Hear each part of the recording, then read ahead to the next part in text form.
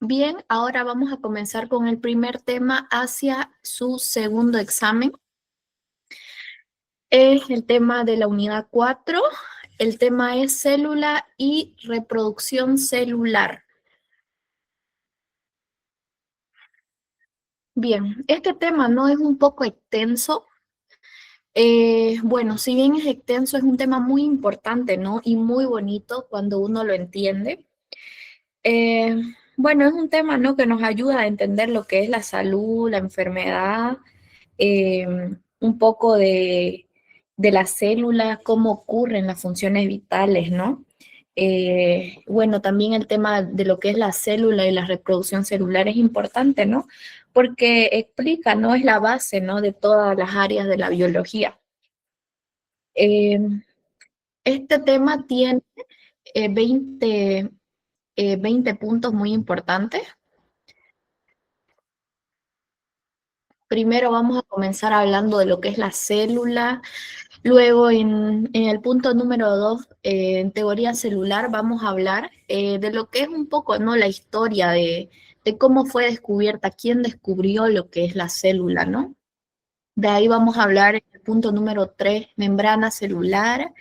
¿Qué es la membrana celular? Qué, qué, ¿De qué nos protege? ¿Cómo está conformada la membrana celular? También vamos a hablar un poco de movimiento celular, cómo es que se mueven las células en el organismo. También la velocidad de difusión, permeabilidad de la membrana, cómo entran, cómo salen los nutrientes de la célula, cómo salen los desechos, un poco de presión osmótica también, membranas celulares, eh, uniones intercelulares e intercomunicación, cómo se comunican las células, también un poco de lo que es el citoplasma, ¿no?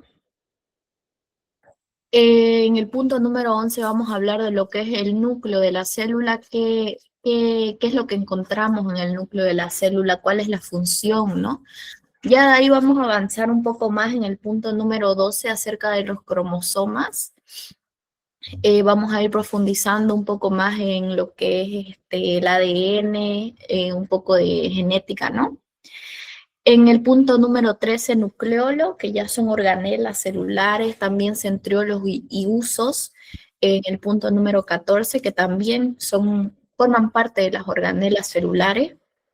En el punto número 15, perdón, vamos a hablar de lo que es el ciclo celular, ¿no? El ciclo de vida, desde que una célula, cómo se divide el tiempo de vida de una célula, etcétera. Luego vamos a hablar de lo que es la mitosis, que es división celular, cuáles son las fases de la mitosis. En el punto 17 vamos a hablar de lo que son organelos citoplásmicos, mitocondrias, que son partes de las organelas celulares. También tenemos en el punto 18 los ribosomas y la síntesis de proteínas, que igual son organelos. Y en el 19 y 20, más organelos, ¿no? Organelos intracelulares y los lisosomas, que también son organelos celulares. En estos últimos puntos vamos a hablar de lo que es profundizar, ¿no? Acerca de todos los organelos y la función que cumplen, ¿no? En la célula. Bien, vamos a continuar.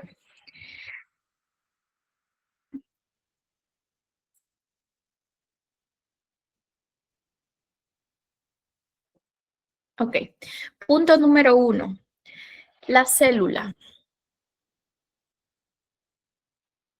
Hace unos 300 años, eh, Robert Hooke, ojo con estos nombres y estas fechas, ¿no? Eh, Utilizó, ¿no? El recién inventado microscopio para hacer notable lo que es la observación del corcho, ¿no? Que no era una sustancia homogénea, sino formada por pequeñas cavidades, ¿no? Reguladas a las que las llamó células. Es decir, Robert Hooke fue el primero en descubrir la célula. ¿Qué vio él? Lo que él vio fueron paredes de celulosa muerta, es decir, él descubrió la célula, pero él vio no, el esqueleto de la célula, por así decirlo, vio ya una célula muerta, paredes de celulosa que sería una célula vegetal, ¿no? Pero él fue el primero en descubrir, ¿no?, que existían las células.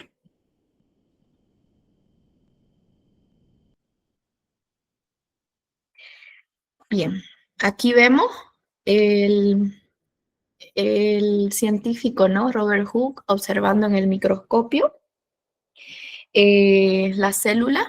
Lo que vio no eran células vivas, sino que eran paredes, ¿no?, de las células muertas, como vemos acá en el redondo, en este redondo que muestra un poco más de la célula. Estas paredes eran hechas de celulosa, ¿no? Con el tiempo, ¿no?, se entendió que lo más importante de la célula no es la pared como tal, sino qué hay dentro de la célula, porque ahí es donde ocurre la vida, ¿no? Pero con este descubrimiento, ¿no?, de Robert Hooke se dio, ¿no?, a conocer la célula, y ahí es donde inició el estudio de la célula, porque el estudio de la célula es muy complejo. Lo vamos a ir viendo de a poco.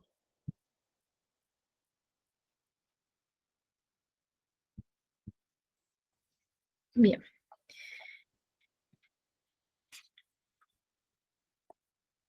Ahora vamos a hablar de un fisiólogo.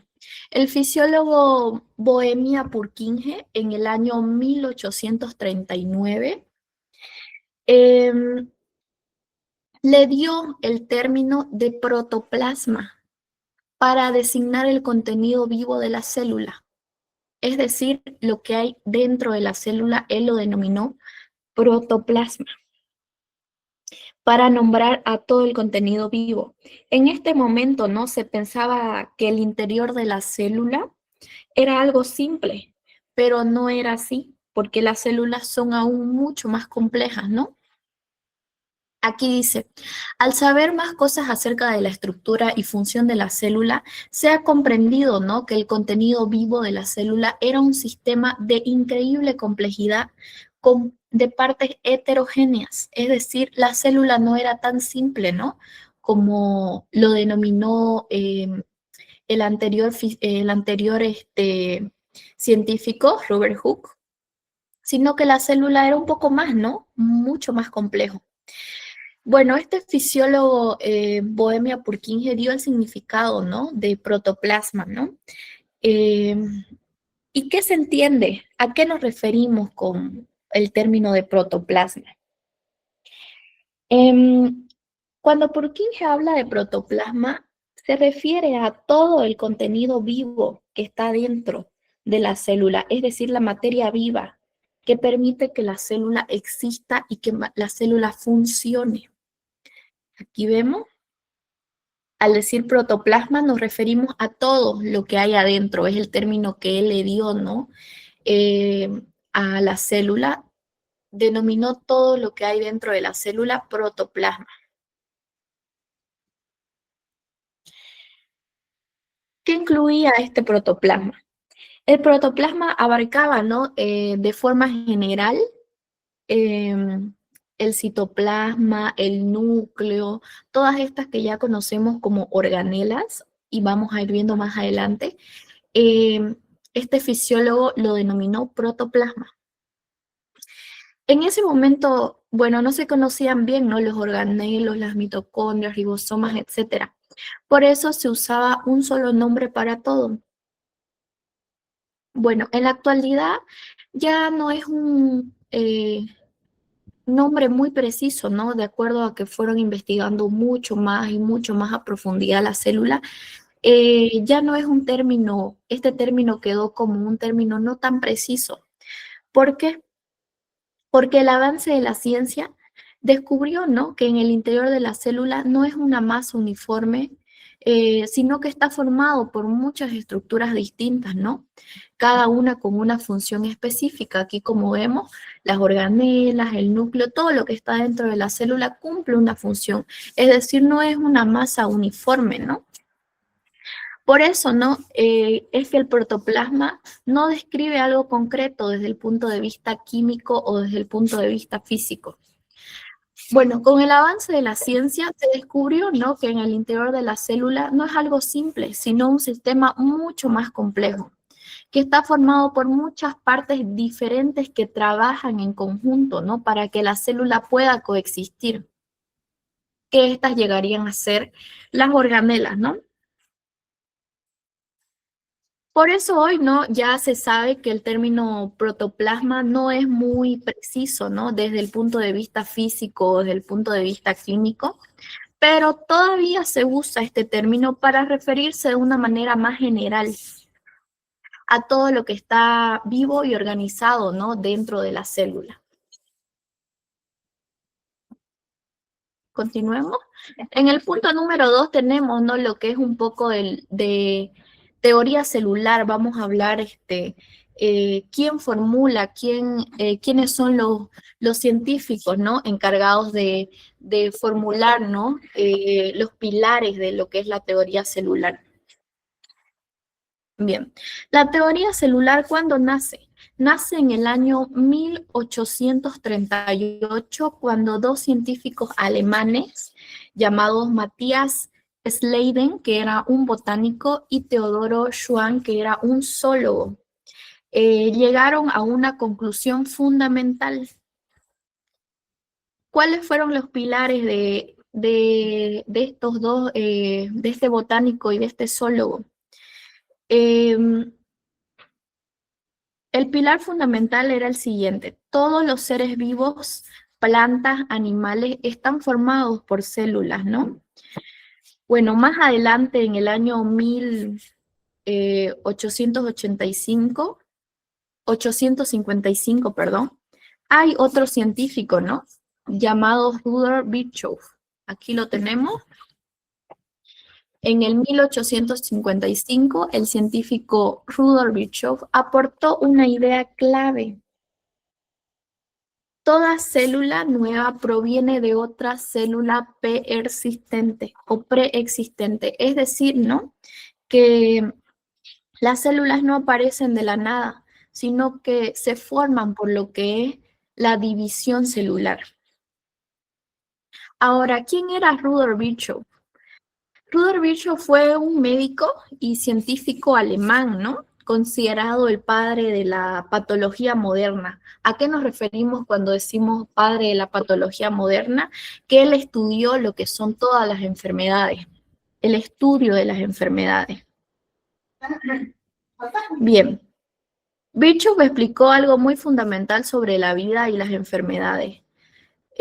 Las células vivas no aparecen solas, siempre provienen de otra célula. Esta idea se resume en su famosa frase, ¿no? Toda célula proviene de otra célula. ¿Por qué fue tan importante esto? ¿Por qué la teoría o la idea que aportó Rudolf Virchow es muy importante? Porque antes se pensaba, ¿no? Que las células podían nacer o aparecer de la nada. Y Rudolf Virchow demostró que no es así, ¿no? Él demostró que la vida celular es continua. El crecimiento y la reproducción del cuerpo y muchas enfermedades se explican, ¿no? Por cambios en lo que es en la célula.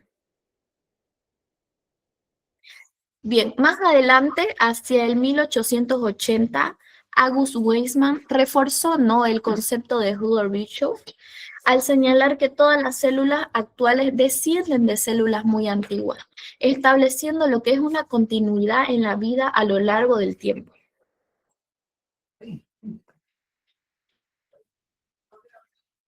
Bien, ahora, ¿quién era August Weismann? Vamos a hablar un poco, ¿no? De este científico. August Weismann fue un biólogo alemán también, especializado en lo que era biología evolutiva y herencia.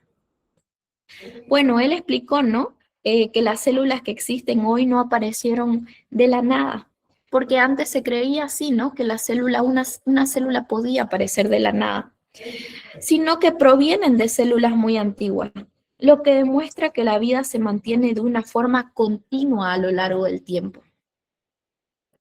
Bueno, con esta idea nos reforzó la teoría celular, mostrando que existe una cadena ininterrumpida de vida, desde las primeras células hasta los organismos actuales. ¿Qué hizo de importante August Weismann? Confirmó que la vida celular es continua.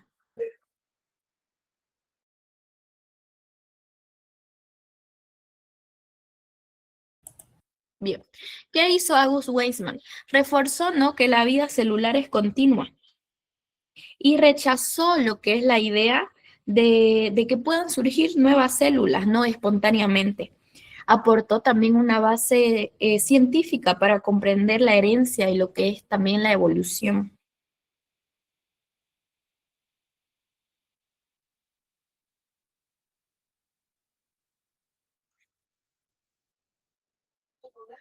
Bien. Ahora, en conjunto, ¿no? La teoría celular, ¿qué sostiene, ¿no? De acuerdo a lo que es el botánico Matthias Schleiden y Teodoro Schwann, que era un zoólogo, entre ellos, ¿no? Ya sostuvieron, ¿no?, sus pilares de qué es la teoría celular. Bien, la teoría celular establece, ¿no?, que la célula es la unidad básica de la vida, tanto estructural. ¿Por qué? Porque forma los cuerpos, y funcional, porque realiza todas las funciones vitales. En otras palabras, ¿no?, la célula es la mínima porción de materia viva eh, que tiene vida propia, ¿no? Es decir, es la forma más pequeña de vida que poseen todas las características de un ser vivo. Es decir, todos los seres vivos estamos conformados por células.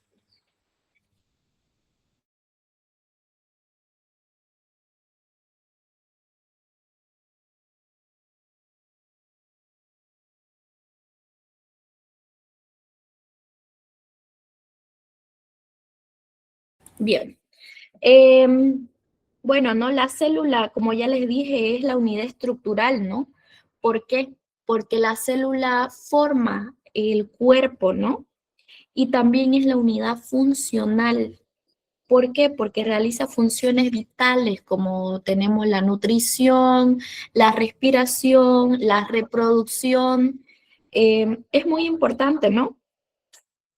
Porque no importa, ¿no?, si un ser es grande, si un organismo es grande, si un organismo es más pequeño, todos están formados por células. Todo el ser vivo tiene células, desde una planta que está formada por millones de células vegetales, ¿no?, hasta un perro o una persona que están formadas por billones de células animales. También tenemos una bacteria, ¿no? Aquí vemos una procariota, una bacteria que es un ser vivo, ¿no?, formado por una sola célula.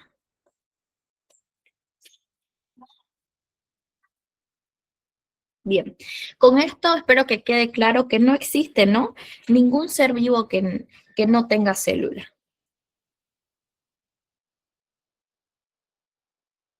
Ahora vamos a hablar un poco de las características no generales de la célula. Todas las células tienen, ¿no?, una estructura básica. La mayoría de las células poseen, ¿no?, un núcleo y están rodeadas por una membrana plasmática. Bien, nosotros tenemos lo que es las células eucariotas y procariotas. Dentro de las células eucariotas tenemos lo que son las animales y las vegetales.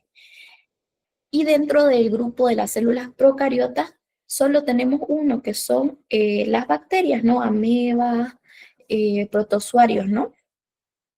Todas estas células poseen un núcleo. Aquí vemos en la célula eucariota lo que se encuentra al medio de color celeste es el núcleo.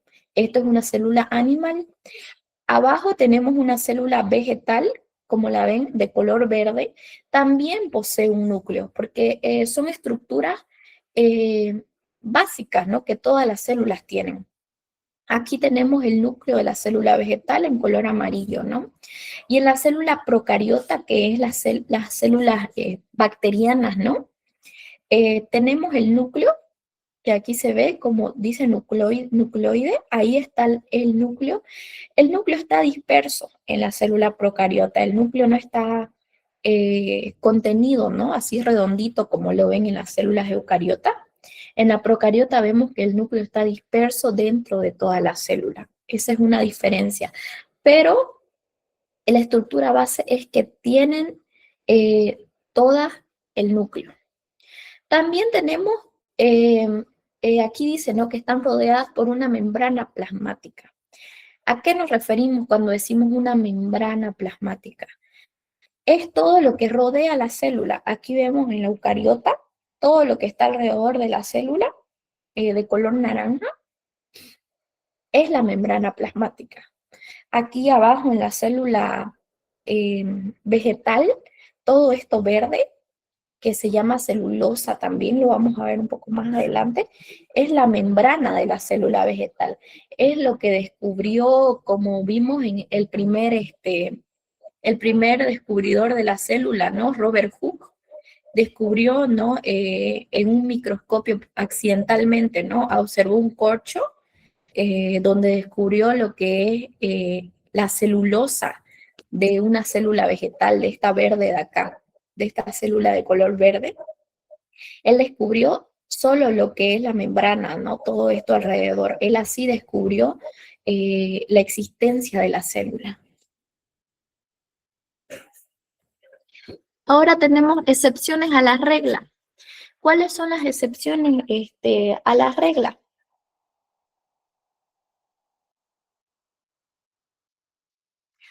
Tenemos los glóbulos rojos, ¿no?, de los mamíferos, ya que pierden su núcleo durante la maduración. ¿A qué nos referimos?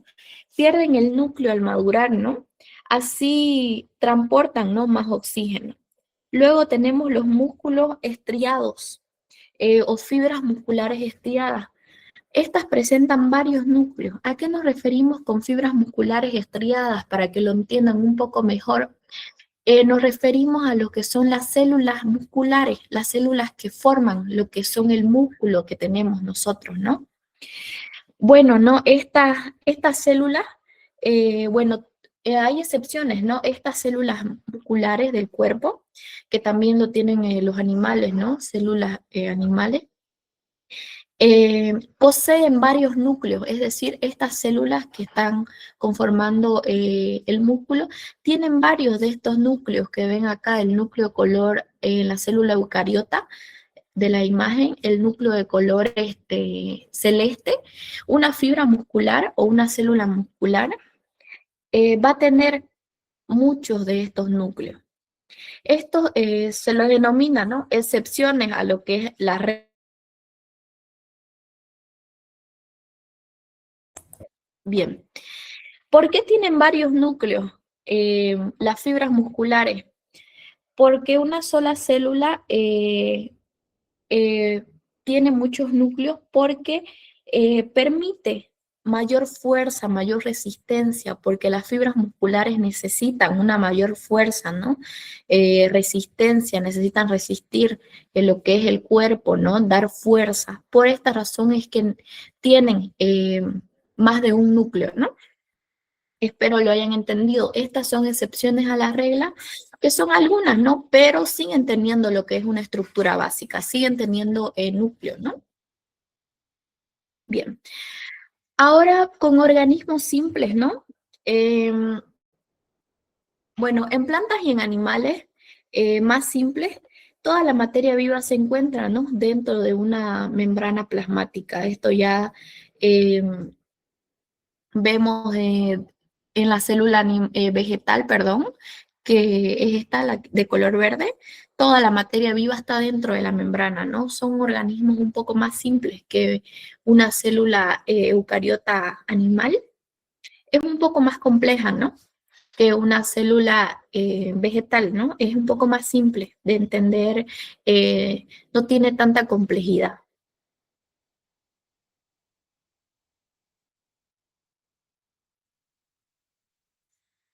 Bien, ahora vamos con lo que son organismos unicelulares y acelulares. Bien, ¿a qué denominamos, no? Estos son conceptos importantes, ¿no?, que ustedes tienen que entender más que memorizar, ¿no? Bien, pueden considerarse unicelulares a los que están formados por una sola célula. Aquí tenemos en la imagen organismos unicelulares, como pueden ser las bacterias, alga unicelular, protozoarios, algunos hongos y levaduras también. Estos organismos unicelulares, el ejemplo más característico, ¿no? Es la bacteria. Están formados por una sola célula, es decir que esta bacteria y es una sola célula y ese es todo su cuerpo, esa es toda su forma, ¿no? Luego tenemos lo que son los organismos acelulares. ¿A qué nos referimos con organismos acelulares? Es que su cuerpo no está dividido en células. Es decir, que su cuerpo no tiene células, no está formado por células, como por ejemplo los virus, un prión, un viroide. ¿Por qué? Estos virus están formados por ADN o ARN, ¿no? No están formados por células. Estos virus para poder vivir, para que puedan dividirse, reproducirse, necesitan colonizar un huésped, necesitan colonizar, por ejemplo, tenemos el virus, ¿no? A ver, de la influenza, para que lo puedan entender. El virus de la influenza, ustedes lo ven acá, digamos que es este de color verde. Eh, por sí solo no hace nada, el virus es inofensivo por sí solo en el ambiente, pero cuando el virus eh, coloniza a la persona, a un organismo, a una persona humana, cuando coloniza una.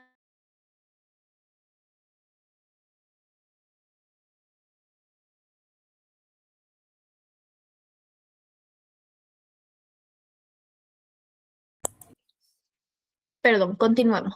Cuando un virus coloniza un organismo, ahí recién puede multiplicarse, puede hacer daño, se multiplica, No escucho. cumple su función, ¿no?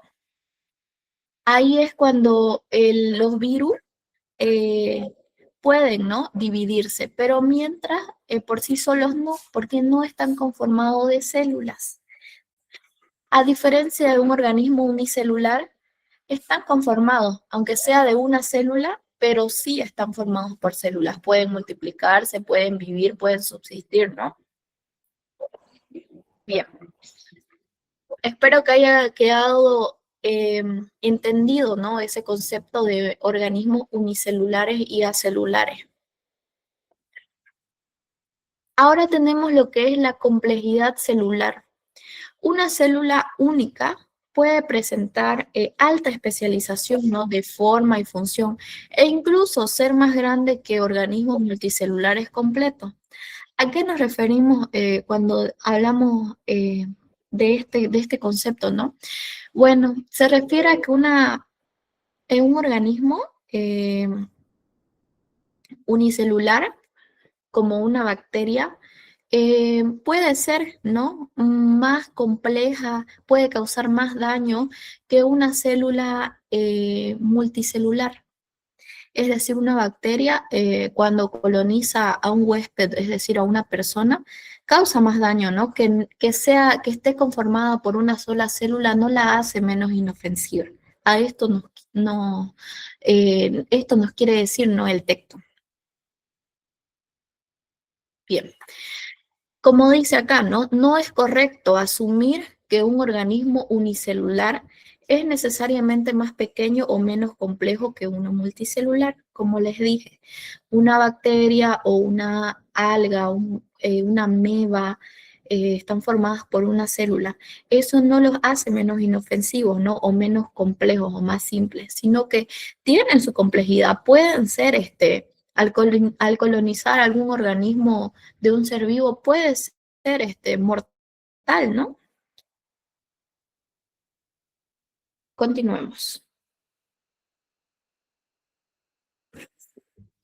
Bien. Dice, puesta en un ambiente adecuado, una célula crece y termina dividiéndose para formar dos células.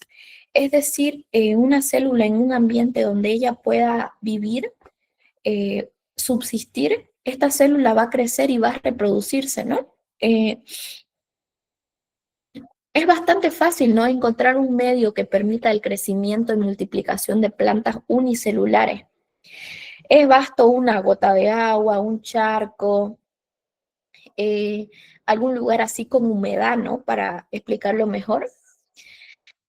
Por otro lado, es más difícil preparar un medio que permita el desarrollo y división de células procedentes del cuerpo de una persona, de un pollo, de una salamandra, de un perro, de un gato, de otro ser vivo, ¿no? ¿Qué nos quiere decir, no, este texto para que lo entiendan un poco mejor? Es decir, que una célula unicelular, como vemos acá, un organismo unicelular, puede, ¿no? Eh, dividirse y vivir y crecer en cualquier ambiente, un ambiente que le considere eh, adecuado, ¿no? Es decir, en una gota de agua, en algún charco, en algún lugar con humedad, una célula bacteriana, una ameba, aquí como vemos, un protozo, un hongo, puede multiplicarse, puede crecer y dividir solo por su propia cuenta, ¿no? Por el contrario, es más difícil preparar un medio que permita el desarrollo de una célula, de un ser multicelular, ¿no? Por ejemplo, ¿no? Em, si uno deja, ¿no? Se me cae, ¿no? Un pedazo de, de piel, ¿no? O tengo alguna herida, ¿no? Y tumbo un pedazo de lo que es un tejido, ¿no? Del cuerpo, o ya sea un animal, acá dice un pollo, una salamandra. Si lo tumbo, no se va a multiplicar por sí solo y va a crecer otra persona o otro organismo. No, ahí muere. Una célula fuera, una célula animal, una célula multicelular que son precedentes del cuerpo de algún ser vivo, no puede multiplicarse por sí solo, ¿no? Necesita estar en el organismo para poder multiplicarse, a diferencia de un organismo unicelular que se puede multiplicar casi en cualquier lugar, ¿no? En alguna humedad, en algún charco, en alguna laguna, multiplica solo, ¿no? Bien, ahora, ¿quién fue el primero en poder cultivar células animales en un lugar que no sea, o multiplicar en un lugar que no sea el cuerpo humano, en el cuerpo de algún animal, en el cuerpo de algún ser vivo? Fue el zoólogo americano Ross Harrison. Él multiplicó, ¿no? Células en un medio artificial, ¿no? Fuera del organismo, es decir, en laboratorio, en el año 1907. Ojo con esto, ¿no? El primero en cultivar células, él experimentó, ¿no? Con células de salamandra. El primero en cultivar células fuera del cuerpo de ese animal, lo hizo en laboratorio, fue el solo americano Ross Harrison en un medio artificial en el año 1907. Ojo con esa fecha y ese nombre.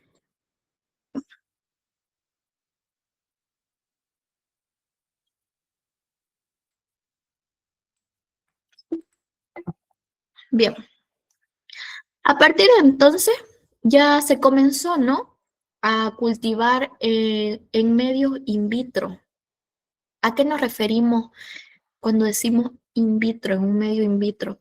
Nos referimos a un medio, bueno, esta palabra significa en vidrio, ¿no? Se hace referencia a que se ha cultivado desde entonces, desde este zoólogo Ross, se empezó a cultivar en laboratorio, ¿no? Muchas variedades de células animales, vegetales, desde que este zoólogo pudo hacerlo, pudo multiplicar células. ya empezaron a estudiar las distintas clases de células.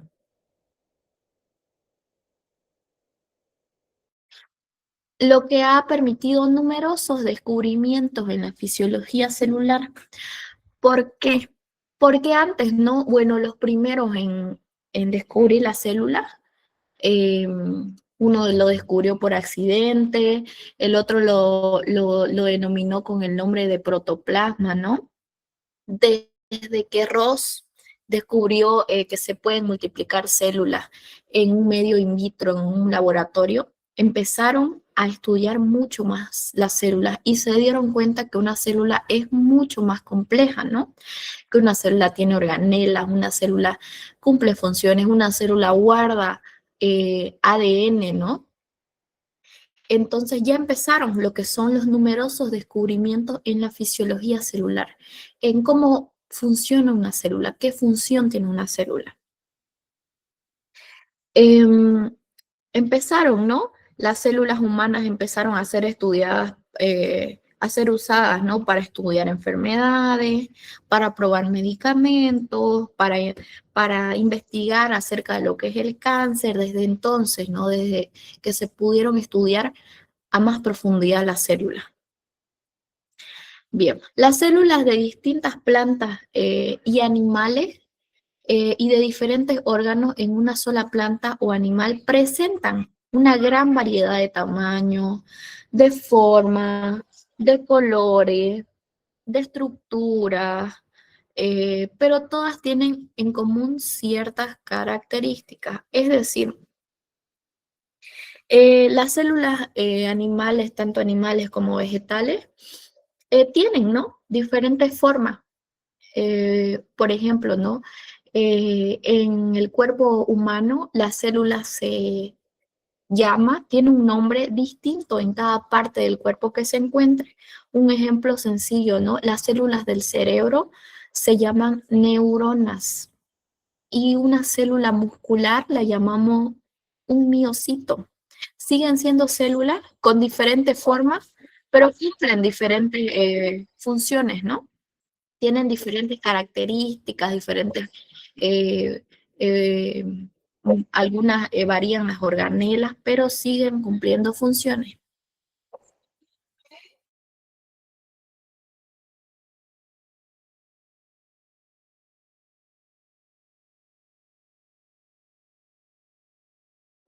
Bien, ahora les voy a mostrar un videito.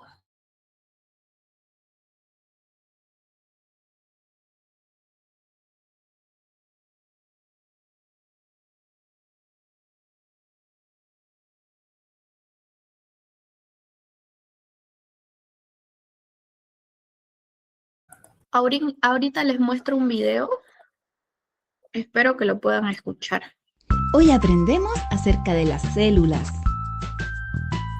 Los contenidos que veremos el día de hoy son: ¿qué es una célula?, tipos de células, ejemplos de células humanas y finalmente niveles de organización biológica. Las células son pequeñas unidades que pueden tener vida independiente o bien agruparse, organizarse y formar organismos más complejos. Son tan pequeñas que no las podemos ver a simple vista. Tenemos que usar un instrumento llamado microscopio. De acuerdo a la cantidad de células que tiene un organismo, se clasifican en dos: organismos unicelulares formados por una sola célula y organismos pluricelulares compuestos por más de una célula. Pese a su diversidad, todas las células tienen en común tres componentes. Los vemos a continuación. Membrana plasmática es una estructura que rodea la célula. Regula el intercambio de sustancias entre esta y el medio ambiente. Otro componente es el citoplasma, medio interno de la célula en el que se llevan a cabo la mayoría de las actividades celulares. Y el tercer componente que toda célula tiene es el material genético, ADN, sustancia que regula todas las funciones de la célula y determina sus características. De acuerdo a su forma, existe diversidad de células. Por ejemplo, hay células ovaladas, semicircular, esféricas, ramificadas e irregular. Las células pueden dividirse en dos grandes grupos: las células eucariotas y las células procariotas. La célula eucariota tiene un núcleo celular definido. Forman tanto organismos unicelulares y pluricelulares. También se subdivide en células animal y células vegetal. Las células procariotas no poseen un núcleo definido y por lo tanto el ADN está disperso en el citoplasma en una estructura llamada nucleoide. Los organismos compuestos de este tipo de células son organismos unicelulares, por ejemplo, bacterias y algunos hongos. Algunos ejemplos de células humanas son las siguientes: enterocitos, los cuales tienen como función absorber nutrientes en el intestino. Tenemos también los eritrocitos, los cuales tienen como función transportar gases respiratorios en la sangre. Y los cardiomiocitos tienen la función de contraer el corazón. El cuerpo humano se organiza en estructuras que se unen entre sí para formar otras más complejas y de mayor tamaño. Estas estructuras se denominan niveles de organización biológica, las que te explico a continuación. Muy atentos. Nivel 1. Células. Son estructuras muy pequeñas, imposibles de distinguir a simple vista, formadas por variados componentes que les permiten llevar a cabo todas sus funciones. Nivel 2. Tejido. Conjunto de células que se coordinan para realizar una función específica. Nivel 3. Órgano. Agrupación de uno o varios tejidos que realizan una función particular. Un ejemplo de órgano es el estómago. Nivel 4. Sistemas. Conjunto de órganos que se coordinan para cumplir una función específica. Por ejemplo, el sistema digestivo. Y el nivel número 5. Organismo. Individuo formado por diferentes sistemas de órganos, cuya función coordinada permite que éste realice sus funciones vitales. Así que recuerda, los niveles de organización biológica son célula, tejido, órgano, sistema y organismo. Muy bien, niños y niñas, ya aprendimos lo que es una célula, tipos de células y los niveles de organización biológica. Si te gustó este video, no... Muy bien, espero que eso les haya ayudado a comprender mejor, ¿no? Lo que es una célula, cómo está formada la célula, un poco habló también de lo que es la división, ¿no? De las celulares, eucariotas, procariotas, animales, vegetales, las células virales, y también, ¿no? ¿Qué tipos de células hay de acuerdo a la parte del cuerpo en la que se encuentran, ¿no? Habló de lo que era el eritrocito, el miocito, que son las células del entero, ¿no? De los intestinos. Espero que les haya ayudado para comprender mejor, ¿no? Porque vamos a seguir hablando un poco más de lo que es las células, ¿no? Bien. Nos quedamos acá.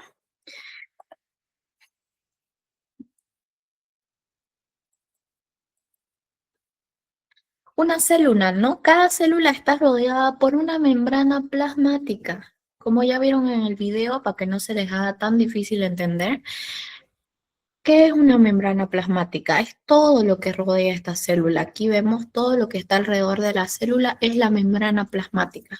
¿Qué contiene?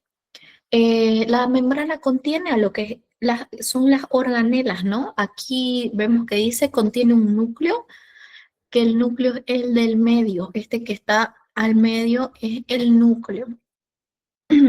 Este núcleo, ¿no? Vamos a verlo un poco más adelante, también en temas de más adelante. Que contiene, ¿no? El ADN, ¿no? Importantísimo. Y también tenemos organelos subcelulares como las mitocondrias, que tenemos acá estos naranjas, el retículo endoplásmico rugoso, liso, que es esto que está rodeando al núcleo, y también el complejo de Golgi, ¿no? Que acá no se ve tan bien, pero acá tenemos otra imagen, acá, ¿no? Aquí tenemos la célula, todo lo que está alrededor de la célula es la membrana citoplasmática o la membrana plasmática también, eh, también llamada así, ¿no? Acá tenemos en otro modelo de célula, como ven, las células tienen distintas formas, ¿no? Una célula nunca va a tener un color y una forma específica, ¿no?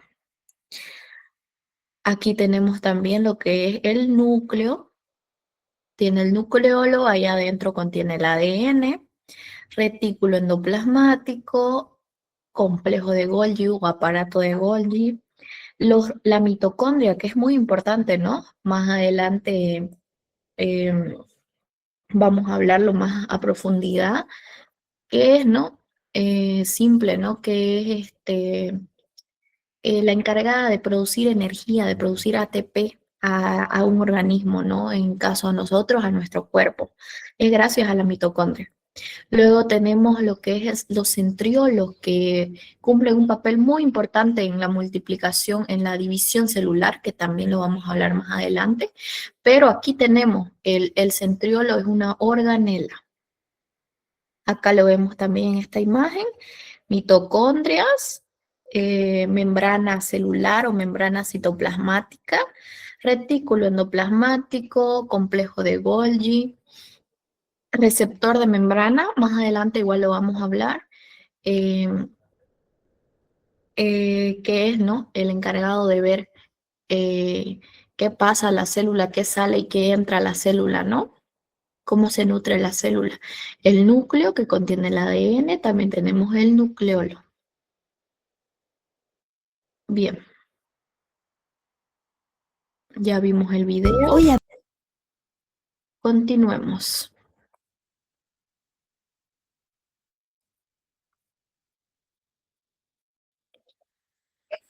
Ahora vamos a hablar el punto número 3, membrana celular e intercambio de materiales entre la célula y el medio.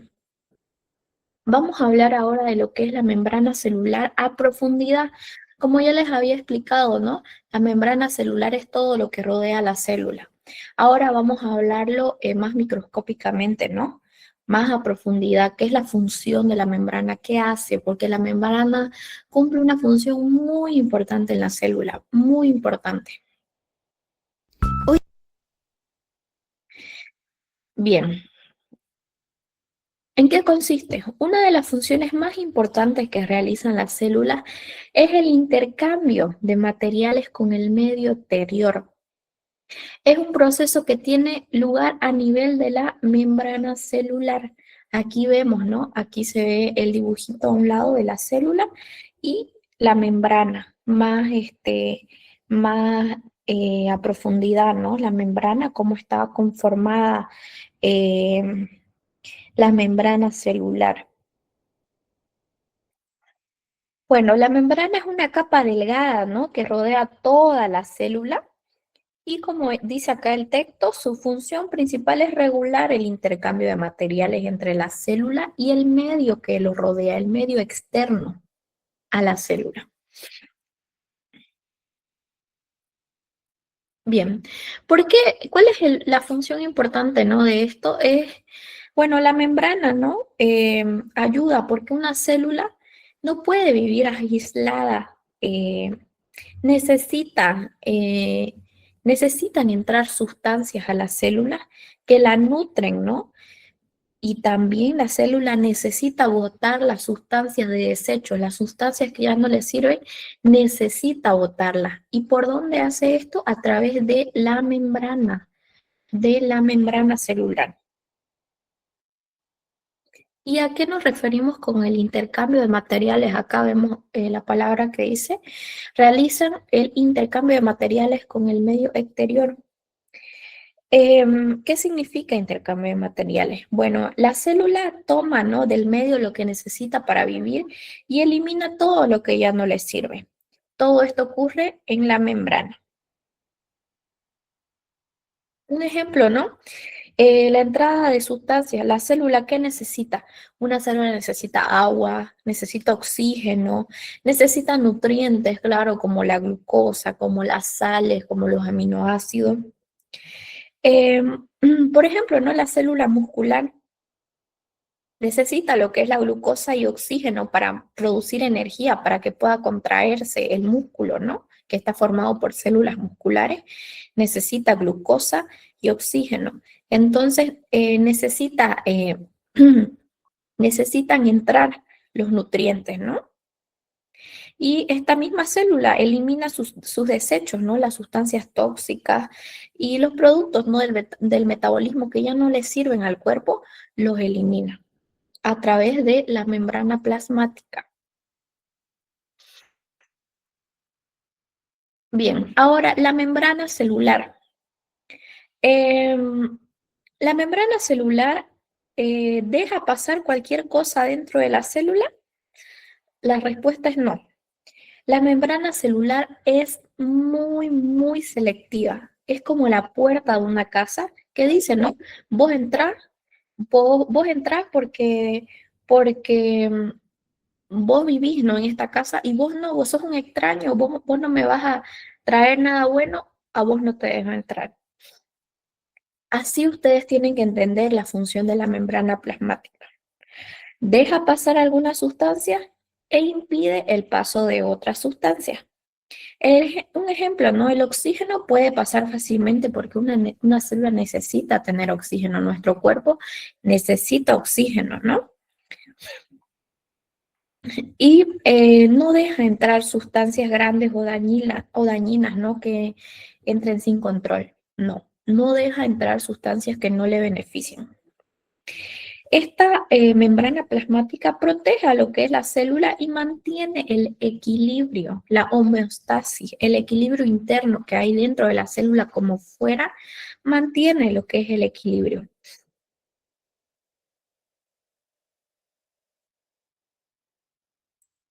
Bien, como ya les dije, ¿no? La membrana celular funciona, ¿no? Como una puerta con un guardia, ¿no? Que deja entrar lo que le sirve y lo que es malo no lo deja entrar. Bien, aquí dice, ¿no? Las membranas no solo recubren a la célula, limitándola del medio exterior y procurándole mantener constantes las condiciones internas, sino que se encuentran limitando o aislando las diferentes estructuras u organelos que se encuentran realizando funciones específicas, ¿no? En el interior de la célula, tales como las vacuolas, el núcleo, los cloroplastos, las mitocondrias, todas estas son organelas, ¿no?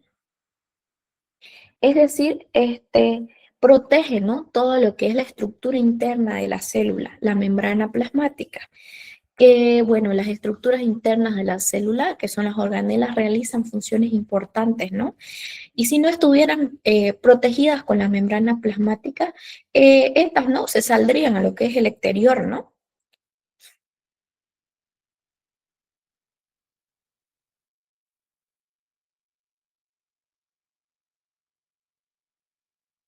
Bien, el transporte de materia puede realizarse gracias a la presencia de ciertas sustancias. Em, que conforman, ¿no? Lo que son las membranas, ¿no? Unas se encargan de formar una compleja estructura y otras de facilitar el paso de sustancias de manera selectiva y controlada. Algunas igual tienen funciones, ¿no? De relacionar a las células con el medio circundante, ¿no? Con el exterior. ¿Qué nos quiere decir esto? Que la membrana plasmática no está sola ya. La membrana tiene ciertas sustancias, ¿no? Que son las encargadas, ¿no? De facilitar, que ayudan como un puente para que los nutrientes y los productos de desecho puedan entrar y puedan salir de manera más fácil, ¿no? Son proteínas, glicolípidos. Aquí vemos en la imagen esta proteína que están, ¿no?, ahí metidas entre lo que es la membrana plasmática, ayudan, ¿no? Funcionan como un puente para que pueda entrar en los nutrientes, ¿no? Aquí tenemos otra proteína integral. Estas proteínas ayudan, facilitan el paso de sustancias, ¿no?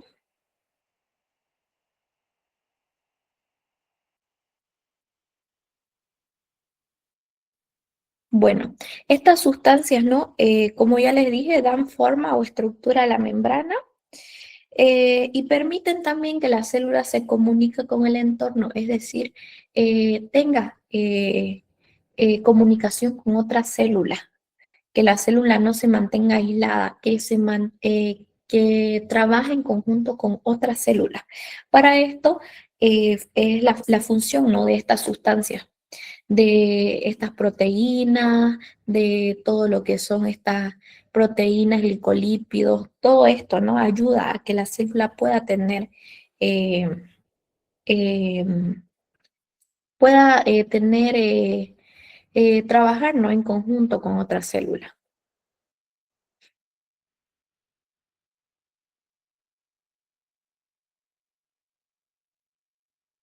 Bien, dice, em, entre los compuestos básicos que conforman las membranas podemos reconocer lo que son los lípidos, las proteínas y los carbohidratos.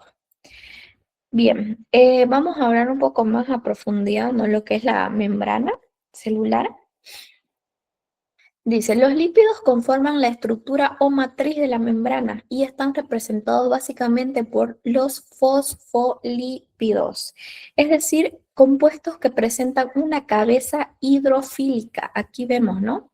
La membrana celular está formado, ¿no? Ustedes ven que es una cabecita con dos colas, ¿no?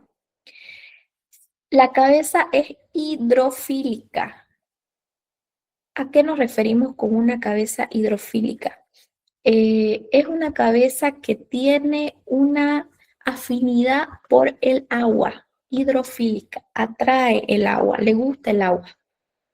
Está constituida por grupo fosfato y también tenemos la cola.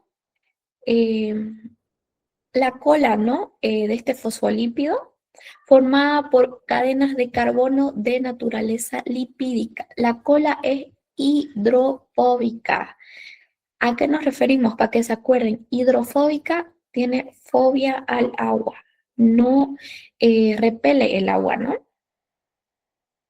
Bien, tanto la cabeza como la cola tienen una diferente composición, ¿no?, química y una complejidad. De acuerdo del tipo de membrana, del tipo de célula que se trate, tienen una distinta composición, ¿no?, química, pero todas están formadas eh, por estos lípidos, ¿no? Por este fosfolípido de cabeza hidrofílica y de cola hidrofóbica. Así, la unión de todos estos eh, fosfolípidos, todos juntos, forman lo que es la membrana plasmática o la membrana citoplasmática de la célula, entre todos.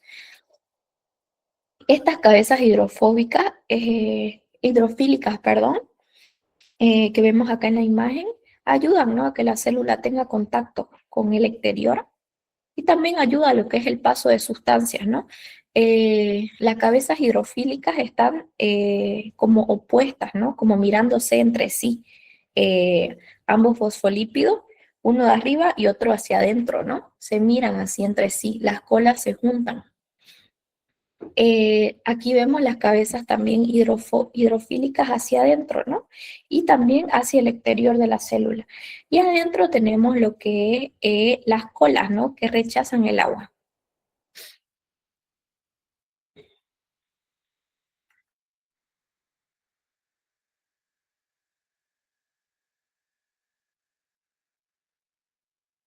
Bien, aquí tenemos la bicapa de fosfolípidos, por lo que está formado toda la membrana celular, todo lo que rodea a la célula.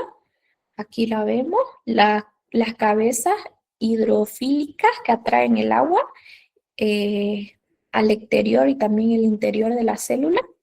Y en el medio tenemos las colas hidrofóbicas que repelen el agua. Dice, por la presencia de dos zonas, una hidrofílica y otra hidrofóbica, los fosfolípidos en presencia de agua forman una bicapa lipídica, es decir, una doble capa, porque vemos las cabezas hacia afuera y hacia adentro de la célula. Perdón. Cada una de las dos capas está formada por la acomodación de cabeza en un plano y por cola en un extremo opuesto, que pudieran compararse, ¿no?, con la estructura de un empanetado, de un sándwich. Aquí lo ven. Esto es como un ejemplo, ¿no? Hacia afuera están lo que son las cabezas hidrofílicas que atraen el agua, también hacia adentro de la célula. Y en el medio tenemos lo que son las colas, su doble, que la doble cola repele el agua, que es hidrofóbica. Dice, donde las rebanadas de pan estuviesen presentadas por las cabezas y la crema o la mayonesa, que es lo del medio, por las colas, ¿no? Bien. Para que se les quede claro, la membrana celular está formada por bicapa de fosfolípidos. La unión de muchos fosfolípidos forman la membrana celular. Y las partes, la cabeza hidrofílica y las colas hidrofóbicas. Espero que haya quedado claro eso.